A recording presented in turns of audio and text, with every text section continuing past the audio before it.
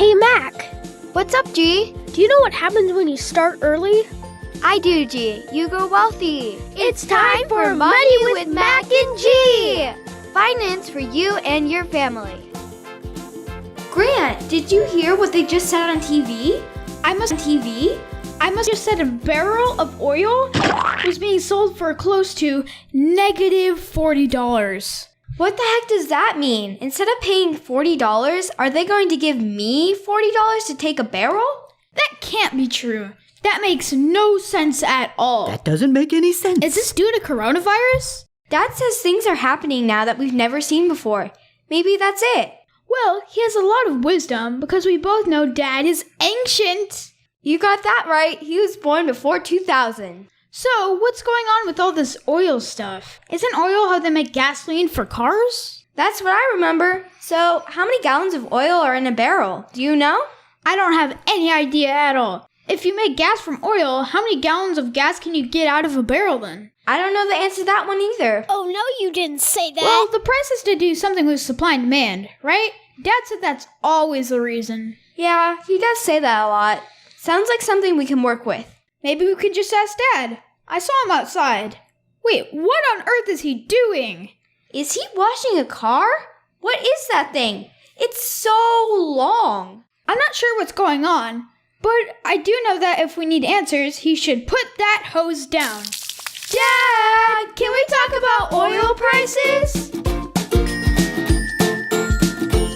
Hey, why are you guys yelling at me for? We were trying to get your attention because we wanted to ask you some questions. About what? I'm a little busy filling up my jacuzzi. What? Is that a hot tub back there? Sure is. Wait a second. This thing seriously has a hot tub where the trunk should be? It sure does. Don't you just love it? I just bought it. What exactly is this monstrosity? It's a stretch limo. Can't you tell? Wheels, engine, windows. I had it upgraded with the optional jacuzzi. I could have gotten one with a helipad, but I decided against it. A helipad? Seriously? You don't even have a helicopter. So you seriously bought this thing? It has to be at least 40 feet. Sure, why not? I'm gonna try out that jacuzzi. How awesome is that? Can I go in there? Sure you can. The limo can easily sit 15 people. All your friends at one time. What do you guys think? That's so cool. Oh, check this out. I love it. Mac, watch this. Grant's gonna freak and fall all over himself when he sees what's inside. Are those video games?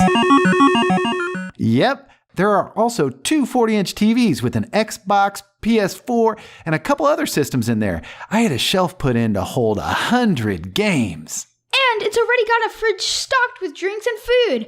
I can't breathe. Can't breathe. All you need is a bed, and when I get tired, I can just pass out and do it all over again. This is so Awesome! You guys got that right. Did you buy this for us? Why would you buy such a large one? Like, I really need to explain it, but I have two reasons, and it's not Mac and G. First, I've always wanted one since I was 10 years old, and second, it's a ton cheaper now that gas prices are plummeting. You're my new hero, Dad. Thanks, buddy. Hey, what was the reason you guys came outside to talk to me for? Actually, we were really curious about something we heard on TV. We thought you might know something about it. And it has something to do with what you just mentioned. Well, what is that? We just heard something really weird on TV. It says a barrel of oil was selling for -$40. Yeah, that sounds absolutely messed up. Well, I saw that too. I have never seen something like that.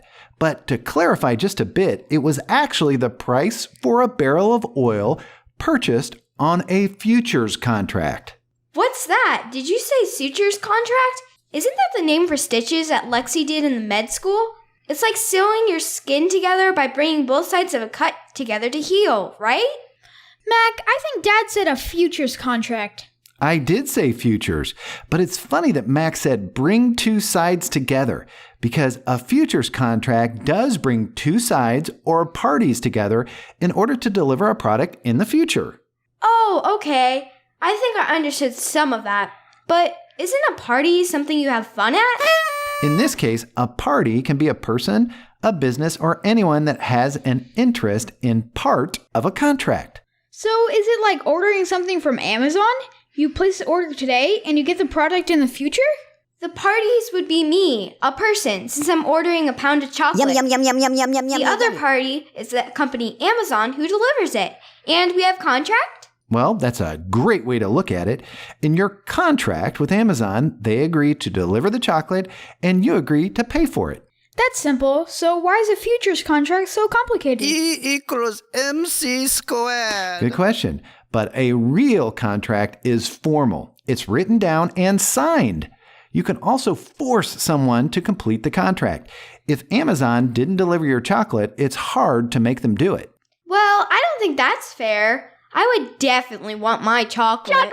I completely understand. But a futures contract requires you to do what you agree to, and it's for a standard amount of product. Haven't we spoke about standards before? Isn't a gallon of gas the normal or standard measure when buying gas for your car? That's a perfect example, G. The standard futures contract for oil is 1,000 barrels. That's huge. Futures contracts can be for delivery much further into the future. It could be for tomorrow or many months. Okay, so there's an agreement or contract. It's for a specific amount of product, and it will deliver in the future. You got it. That was perfect. Okay, so when did it all start?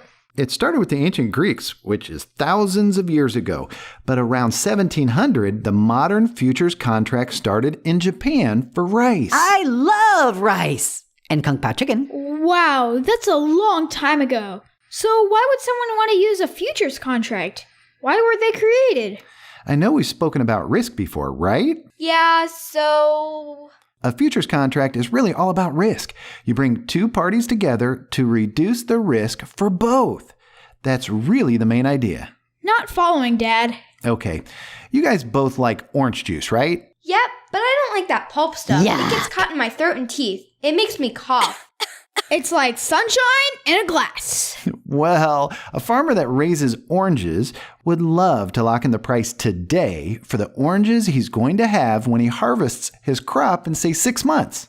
That's a little weird to think about. Would that mean a farmer doesn't know the price he'll sell his oranges for until they are pulled off the tree?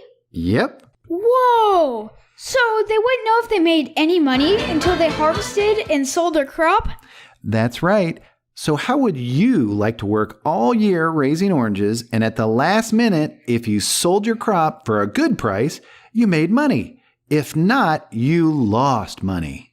That sounds absolutely terrible. Yeah, and super risky. I agree. A farmer doesn't want that risk. He wants to raise oranges and provide for his family. Employees know exactly how much they get each week, but a farmer doesn't until he sells his crops. So does this futures contract help with that? Sure it does.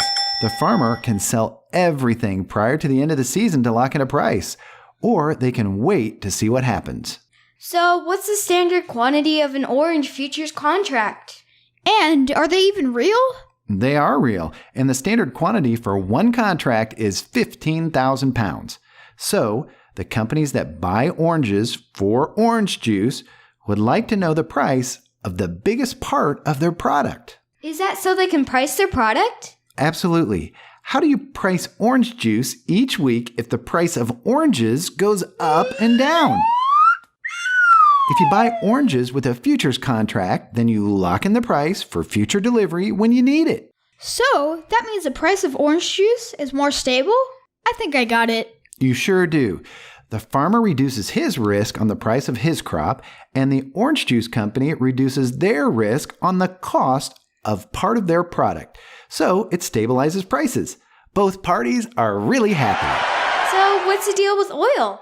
Well, you have to ask a few questions first. Do either of you know how many barrels of oil are produced in the world a day? 100,000? That's a bit too high, but is it? Sounds like a trick question. I'll say 1 million. Actually, it's close to 100 million. And funny enough, the world uses about 100 million barrels a day. Here in the US, we used close to 20 million barrels a day in 2019. That's freaky. And it's also unbelievable. I agree. I can imagine that many barrels being produced and used in a day. If they had extra oil, where would they put it? Well, barrels are stored in salt mines, large tanks, and ships called oil tankers. An oil tanker is mostly a big tank on a boat. Do you have any idea how many barrels we can store in the world at any one time? It has to be huge. Maybe we can store 100 billion barrels. How about 200 billion barrels? No, it's actually about 1.2 billion barrels. So if no one used any oil, everything would fill up in 12 days, right? Yep, that's right. I know it's a lot of numbers, but a barrel of oil has 42 gallons, and you can make about 20 gallons of gasoline from each barrel. Dad, since we've been confined to home for 4 weeks, you and Mom haven't gone to the gas station once. With Corona shutting down businesses that use oil, and since we're not filling up our cars with gas, does that mess things up? Absolutely. It's estimated that we're using less than half what we used to in our cars. And it takes planning to shut down oil production. In addition to that, 2 countries that produce a lot of oil got in a fight and increased the amount they produced. Which countries were they, and what did they get in a fight about? Well, it was Saudi Arabia and Russia. And it was just like the two of you when you got in a fight over the last cookie a week ago. Do you remember? Yeah, but why is that important? Well, all you had to do, Grant, was apologize, and you would have gotten half of the cookie. But you refused. It just wasn't right. Well, Saudi Arabia and Russia did exactly the same. They were too hard-headed to agree to work together for their own good, and now they're both suffering. They were talking about cutting oil production, but They got into a fight. Yep, and what do you think happened if they didn't cut production but increased it and demand dropped? Lower prices. Got it. But what about the oil futures? Well, since there was no place to put all the oil they produced, it had to go somewhere, and it was for delivery next month. Since nobody wanted it, demand was super low with super high supply. And the price went negative, and people were getting paid to take the oil. Way to go, Mac. Sounds like you nailed it. Were there just a couple of these futures contracts that got sold? They're 1,000 barrels each, right? There were more than a few. There were about 150,000 contracts that changed hands. Ouch! Isn't that about $233 billion? I am the very smart person. You got it. Isn't that nuts? The price of gas now compared to last year is already $1 per gallon less, and it's expected to fall now. So, they'll give us money when we fill up next time for storing it in our gas tank? Nice one, G. But no, the gas pump won't give you money like an ATM machine at the bank. That's too bad. I really like that idea. One last question. Shoot, Mac. If storage is in such high demand and there isn't a lot of supply, is the price for storage going up? It absolutely is. Right now, they think there's about 100 million gallons floating on the water in oil tankers, and the price of an oil tanker jumped about 700% or 7 times normal. Dude, that is beyond insane! Insane! Dad, you said it before. It's all about supply and demand. And I'll say it again, it's all about supply and demand. Supply and demand. Supply and demand. Way to go. You guys got it. I think I'm going to spend the rest of the day waxing my limo and thinking about lower gas prices. I'll clean the inside, Dad, and definitely not play video games. And I'll clean the jacuzzi, and it will totally be clean afterwards. That would be perfect. Thank you both for your help. Thanks, Dad. Bye. Even though we were talking about taxes this season, we thought we'd try something a little different and talk about a current event. The coronavirus has turned our world upside down. We're living in a historic time, and this stuff is absolutely fascinating. Absolutely fascinating. I would have never expected a futures contract to go negative, but it did. The oil had to go somewhere and nobody wanted it. The concept about supply and demand, as well as seeing the ramifications of how a situation has an effect on many other aspects of our economy, was just too good to pass up. We produce and use an enormous amount of oil in products from lipstick to jet fuel. I'm so pretty. When the supply continues and demand doesn't, the market has to adjust. And where do you put it all? These are the insights we use when investing. We understand how a situation affects a company and their profitability. This situation was clearly an anomaly, but it goes to show when you look at the big picture of what happened, it all makes sense. There are many aspects of cutting oil production which make it difficult to cut it instantaneously. The coronavirus literally dropped an enormous amount of demand overnight.